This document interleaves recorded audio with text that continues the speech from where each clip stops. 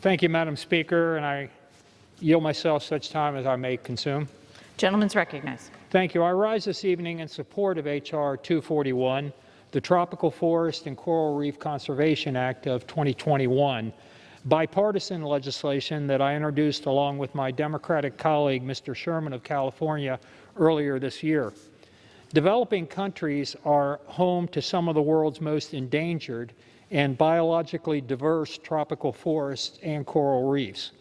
These critical ecosystems support the livelihoods of local populations, not to mention an abundance of animal species.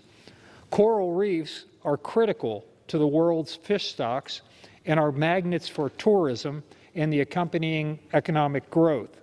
It's in the interest of the whole world to protect and responsibly manage both tropical rainforests and coral reefs. Unfortunately, however, whether it's deforestation, pollution, overfishing, or some other cause, these vital natural resources are threatened across the globe. Today's legislation seeks to safeguard tropical forests and coral reefs by revitalizing the Tropical Forest Conservation Act of 1998. Since the introduction of this legislation 23 years ago, this effort has been led by Ohio's great Senator, Rob Portman, who was in the House at that time, and is leading the effort. Rob Portman is again in the Senate, before he leaves office. Congressman Sherman and I were co-sponsors of that effort back in 1998, and we are proud of its results over the years. This program has already protected, as my colleague from Texas mentioned, 67 million acres of tropical forests across the globe.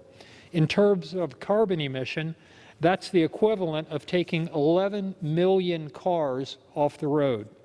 This program does development right. It forgives debt which some developing nations owe the United States in exchange for investment in local conservation. And instead of providing a handout with questionable results, the debt forgiveness comes with requirements that ensure that the money grows local economies and benefits those who rely on healthy ecosystems the most. Also, by assisting developing countries to properly manage and sustainably develop their own resources, it follows the old adage of teaching a man to fish, so that the American taxpayer doesn't have to keep providing the fish.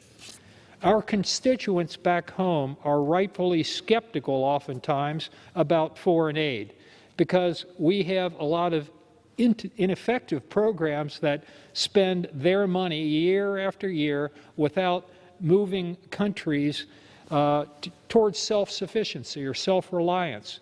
We owe it to the American taxpayers to ensure that aid programs are targeted, effective, and come to an end. H.R. 241 is all three.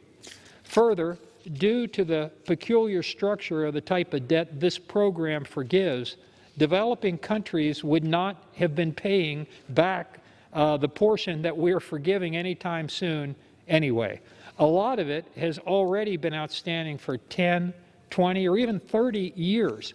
Since the U.S. is unlikely to recoup the debt in a reasonable time frame anyway, we might as well get something in return that benefits those countries, benefits us, and really benefits the entire world and those ecosystems and those forests and the animals that reside there and the coral reefs and the fish and other life that is there. So really it benefits so many. Finally, our legislation is one more tool to counter China. Whereas China's One Belt, One Road initiative oftentimes produces corrupt, elite-centered, get-rich-quick debt traps, our program is exactly the opposite. It brings transparency to natural resource management by engaging civil society, focuses on the people who depend on these ecosystems for food and economic activity instead of on elites, fosters sustainable development, and is debt forgiveness instead of a debt trap, which the Belt and Road Initiative oftentimes gets these countries in a huge debt trap that they never get out of, and China benefits instead of the countries that one think might benefit from the Belt and Road.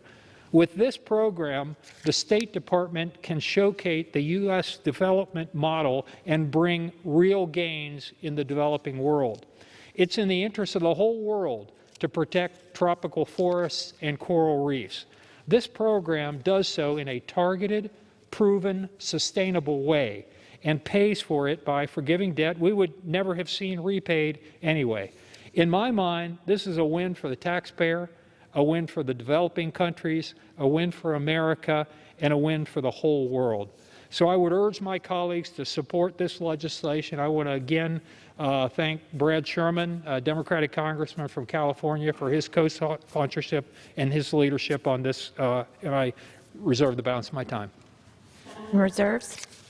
The gentleman is recognized. Thank you, Madam Speaker. I have no further requests for time, and so I reserve the balance of my time. Gentleman reserves, and the gentleman is recognized. Thank you. I don't think we have any other speakers on our side, so I'll close by saying this is really a good bill. I want to thank Rob Portman also for his leadership on this here in the House when he was here, and then over in the Senate. We took this up after he left the House and have been working on it for years. And I want to thank Mr. Sherman and a lot of Republicans and Democrats for working on this together. This is bipartisan legislation that really does benefit the whole world. I wish we did more stuff like this around here, and I yield back the balance of my time.